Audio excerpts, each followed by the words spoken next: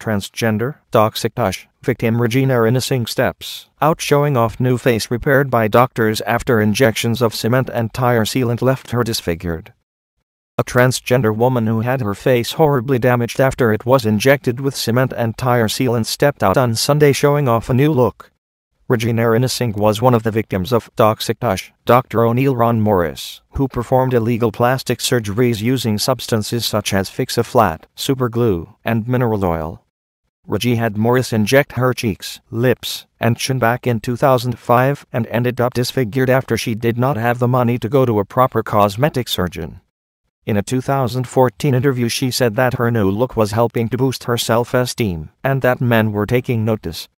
Recently this guy said that being with me is like being with the sexy dragon, she said at the time. I didn't know whether to slap him or kiss him. Now, she has had her look improved once again by Dr. Terry Dubrow and Dr. Paul Nassif, a process that will be featured on the premiere episode of Botched. Rajee, who was born in New York but grew up in Philadelphia, explained when she realized she was a woman in that 2014 interview. She explained, "Up until I was in my mid-20s I just thought I was a feminine gay male. I thought about all the things I did when I was growing up, like taking the basketball my dad had bought me, and instead of playing basketball with it I was simulating pregnancy and actually pretending to give birth and be a mommy. When I used to fantasize about being with guys I used to always picture myself with breasts and a vagina.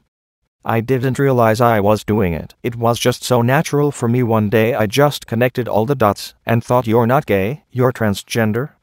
Rajee, who had been too embarrassed and ashamed to go to the authorities, claims she paid just $100 per session to Morris for the life-changing injections back in 2005.